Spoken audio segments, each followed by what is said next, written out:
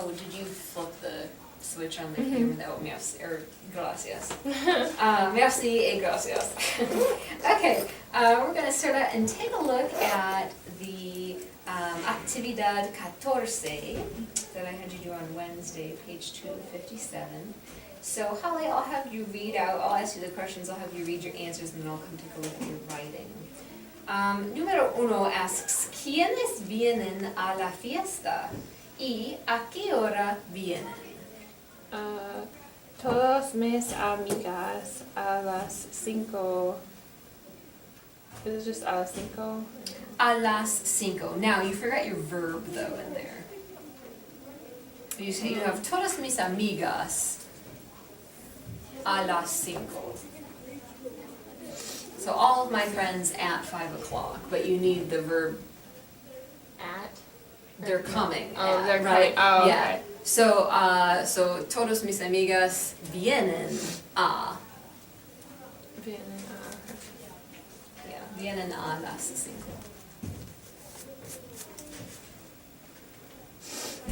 Can I quickly fill this out because I just realized that I did not do that. Yeah, go ahead. Okay.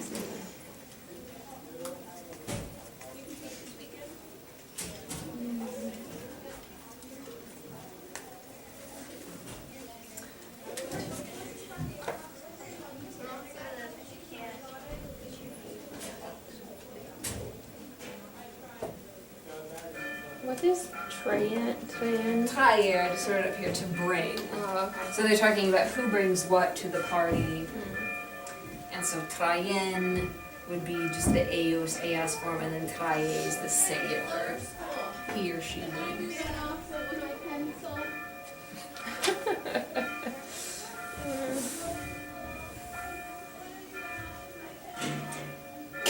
Oh my gosh. Just wait for it to come. Yeah, it must be.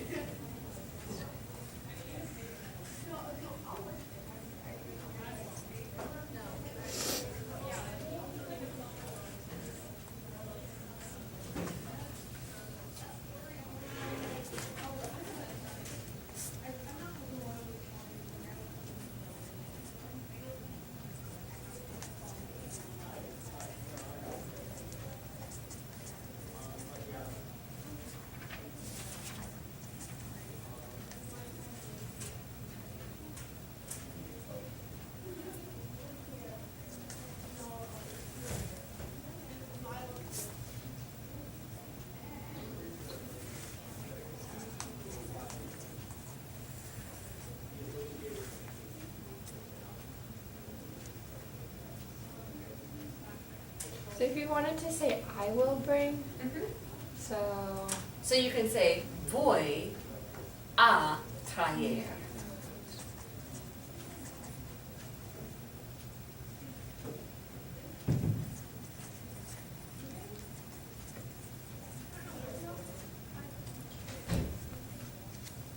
okay. Okay. So para número 2, ¿vienen todos los profesores a la fiesta? Sí, los profesores hang on.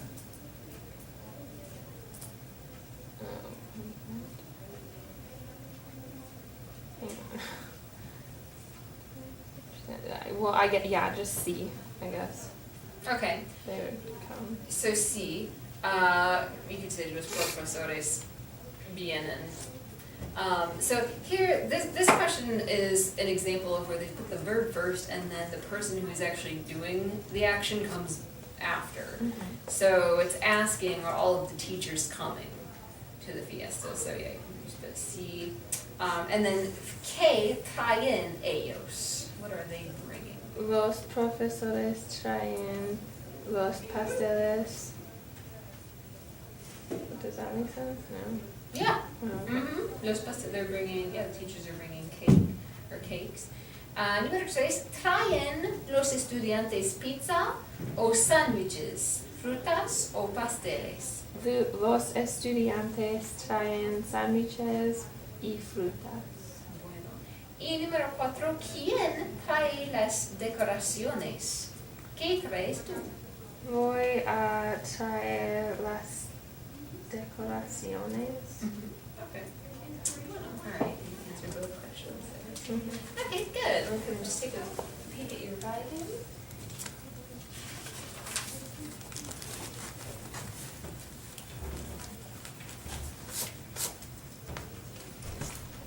Gracias.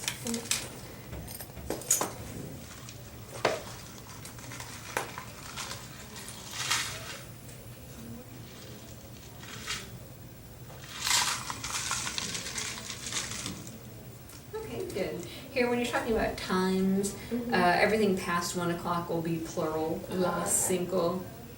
If you remember that. Okay, good. Everything else looks good there. All right. So we're gonna review two different verbs, but that both mean the same thing, but they're used in different ways. In Spanish, there are 2 different verbs that mean to be, ser and estar, and we've used both of them before. So now we're going to see if we can kind of use them together and tell when to use which one. So on page 258,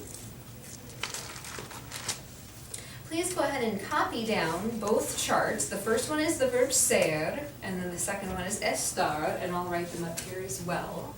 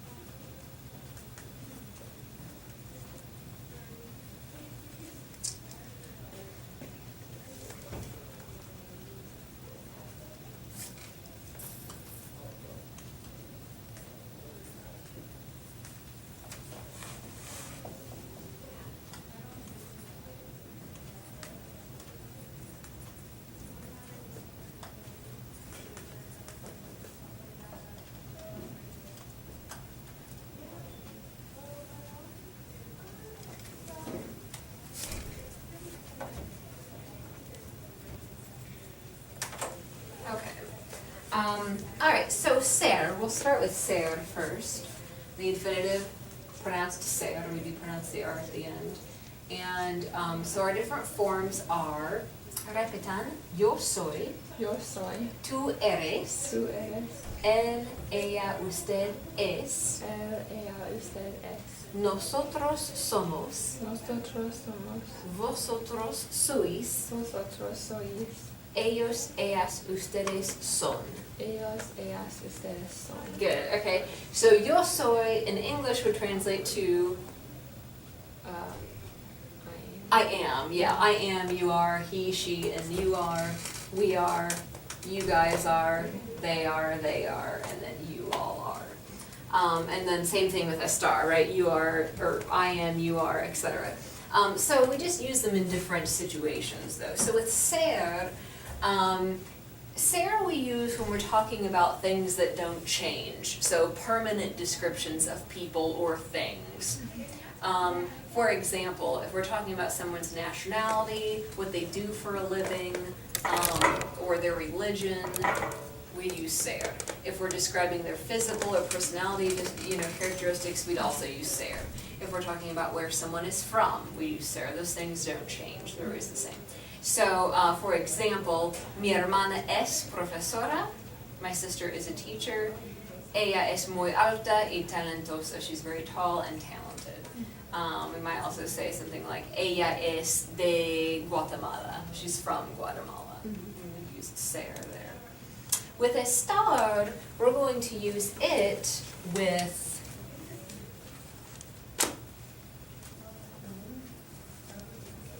temporary situations. And so the major two times that we see estar are when we're talking about how people feel and where they are.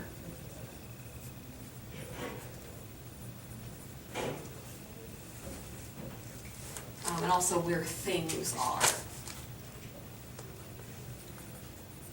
As in the physical location. So, for example, we might say, estoy bien hoy, I'm doing well today, I am well today, estoy a la escuela, I'm at school. Or if we're talking about an item, the book is on the desk, right? Same thing. El libro está sobre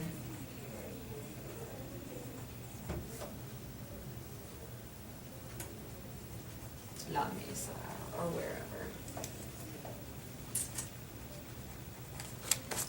And they give similar examples in the book here.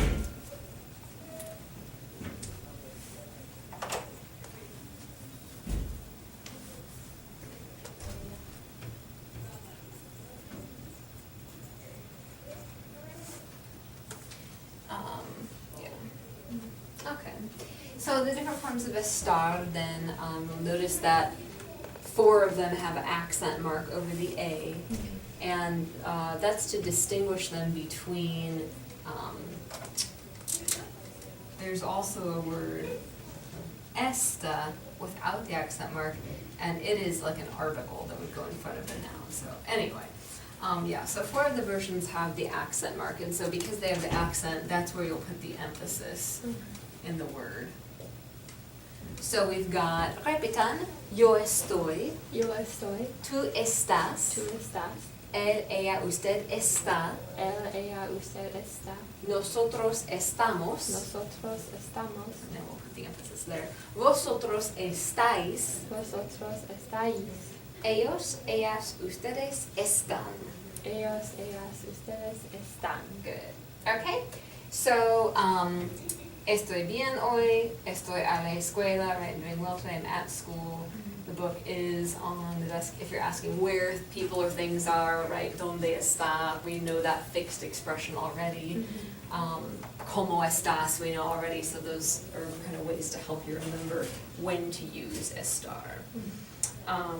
Okay, so let's do a little bit of practice then with these. Actividad 15 says, ¿Dónde están las otras personas? Where are these other people?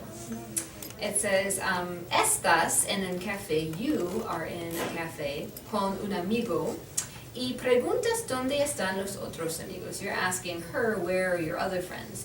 Tu amigo explica dónde están y cómo están. So your friend will explain where they are and how they're doing. So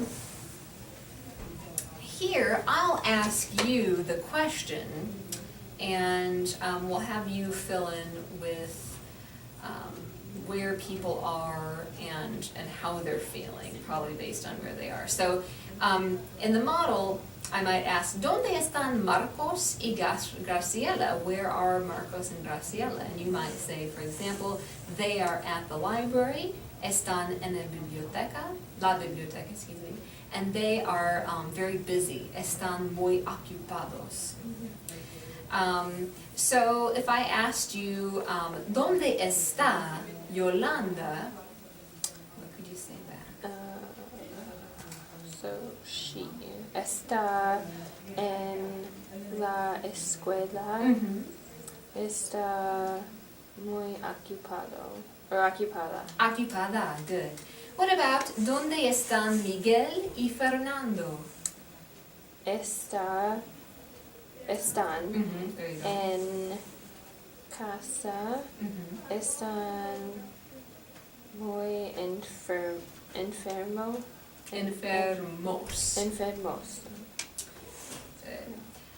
¿Dónde están Isabel y Raquel? Están en el trabajo, están muy cansadas. Bueno. ¿Dónde está Ana María? Está en la lección de piano. Está muy triste. Okay.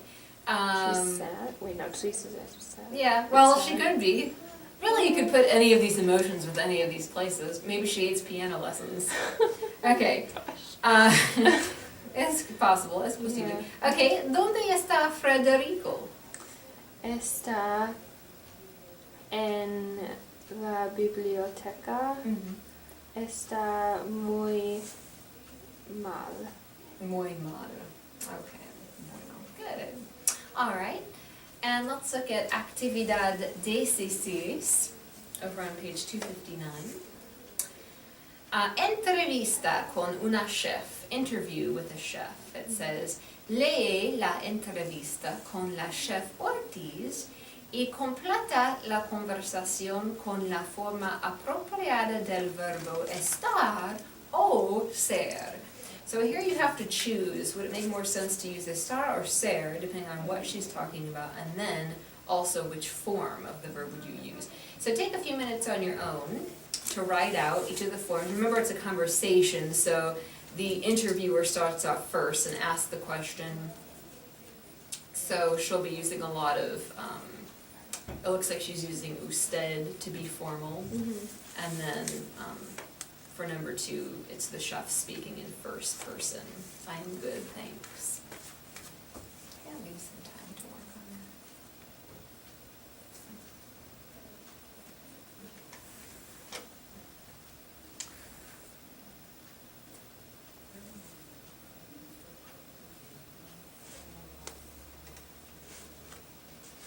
that.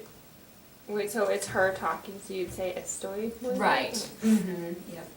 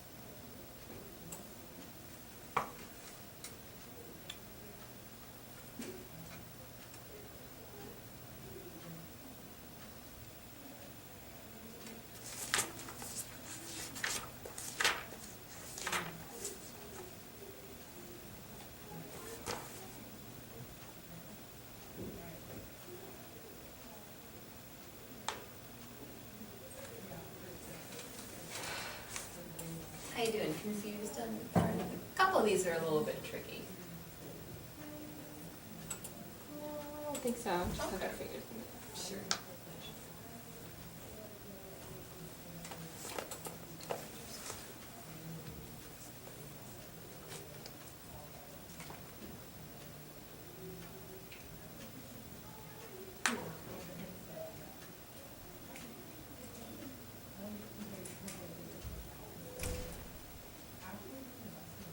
So yes, I do have a question. Yeah. It says, si y según los clientes, la comida en nuestro restaurante blank deliciosa. So it's a, what is según again? Según is always like an opinion thing, like according to the customers. The food, or our food. Yeah, the food in our restaurant Right. is delicious. is the- So it's just describing how something. people feel. Well, no, it's not describing how people. It's describing the food. The food is delicious. So there you want to use ser. Okay. La comida es deliciosa. I mean, they are giving an opinion, but they're not talking about how they are doing or how they're feeling. They're just talking about what the food is like.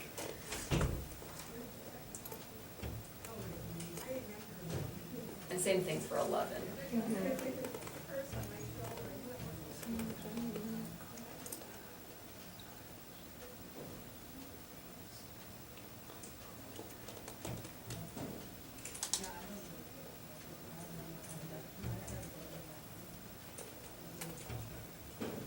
In 12, then she's talking about herself and how she feels. Okay. So, yeah. So they thank her, they say, oh, muchas gracias, Chef Ortiz, like, thanks for letting us interview. And she says, oh, no problem. I'm always very happy to be here with you. Mm-hmm. So there you want estoy. Okay. Okay. So let's read through. I'll be the interviewer, and I'll just read through and insert the correct form, and then we'll have you read the part of the chef. So, bienvenida, Chef Ortiz. ¿Cómo está usted hoy? Estoy muy bien, gracias. Usted trabaja aquí en Asunción ahora, pero ¿de dónde es usted originalmente? Mi familia y yo son del campo. My family and I, so that would be nosotros, we are from. But you're right, you want to use ser in that case.